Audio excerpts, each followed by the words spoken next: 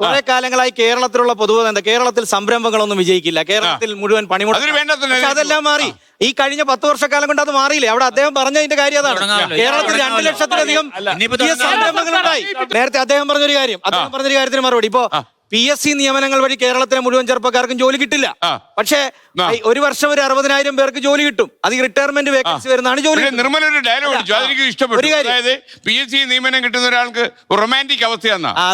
അതല്ല, ഇവിടുത്തെ സാധാരണക്കാരന് അത് റൊമാൻറ്റിക് അവസ്ഥയാണ്. ഒരു വരുമാനം ഇല്ലാത്ത പാവപ്പെട്ടവൻ പഠിച്ച് PSC ജോലി ചെയ്താൽ അവന്റെ ജീവിതത്തിൽ ഒരു മാറ്റം ഉണ്ടാവും. അവന് അത് പ്രതീക്ഷിച്ച, അത് സ്വപ്നം കണ്ടാണ്.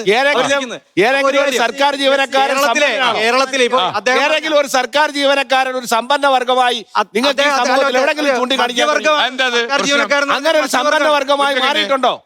അങ്ങനെ ഒരു സമ്പന്ന വർഗമായി നമ്മുടെ റോഡിൽ എവിടെങ്കിലും താഴെ തട്ടിലുള്ള ഏതെങ്കിലും ആശുപത്രിയിൽ ജോലിക്ക് ചെയ്യുന്ന അയാൾക്ക് ഒരു വീടെങ്കിലും ഉണ്ടോ? അല്ല, സമ്പന്ന വർഗമായി എവിടെ നിങ്ങൾക്ക് ചൂണ്ടിക്കാണിക്കാൻ കഴിയും? അത് താഴെ തട്ടിൽ തന്നെ ഉള്ള ഒരു വിഭാഗം മാത്രമാണ്.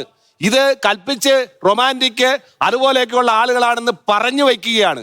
ആ നറേറ്റീവാണ് സർക്കാർ ജീവനക്കാരുടെ ആനുകൂല്യം കൊടുക്കുന്നതിനും അവരുടെ അതുപോലെ തന്നെ ഈ സർക്കാരിന് കവർന്നെടുക്കുന്നതിനും സാഹചര്യം ഉണ്ടാക്കിയിട്ടുള്ളത്. 1 ലക്ഷം കോടി മണി ലൂട്ടിങ് നടത്തിയ ഗവൺമെന്റാണ് ഇറങ്ങിപ്പോകുന്നത്. ഇവിടെ ഈസ് ഓഫ് താങ്കൾ ഒരു കാര്യം മറന്നു പോകരുത്. ഇതൊക്കെ സംസാരിക്കുമ്പോണ്ടല്ലോ 30-ാം തീയതി നിങ്ങൾക്ക് ശമ്പളം കിട്ടുന്നില്ലേ?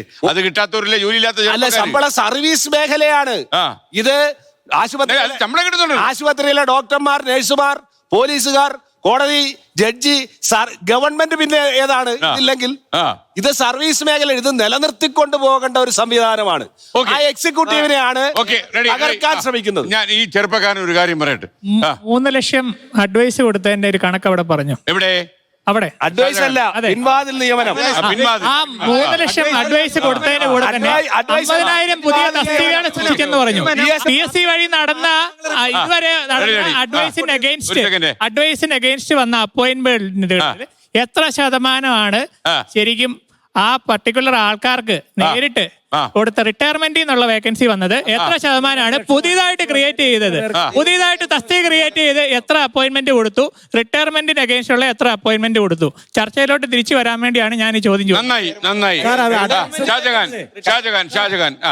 കഴിഞ്ഞ 10 വർഷത്തിനിടയിൽ 49,500 തസ്തികകൾ സൃഷ്ടിക്കുകയും അത് PSCയിലേക്ക് അഡ്വൈസ് ചെയ്യുകയും റിപ്പോർട്ട് ചെയ്യുകയും ചെയ്തു.